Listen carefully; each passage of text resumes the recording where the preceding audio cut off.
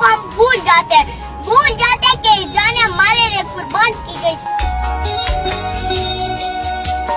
तो क्या यह हमारा फर्ज है कि इन शोहदाओं को हम सलाम पेश करें? दहशतगर्द क्या समझते हैं कि पुलिस वालों को शहीद करके उनके हौसले पस्त कर देंगे?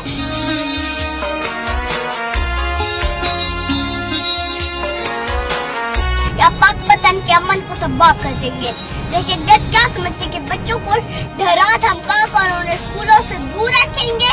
मैं उनको बताना चाहती हूँ कि जब तक खैबर पख्तूनख्वा पुलिस है वो अपने मकसद में कभी कामयाब नहीं हुई और हम इसी तरह जानों को नजराना पेश करते रहेंगे।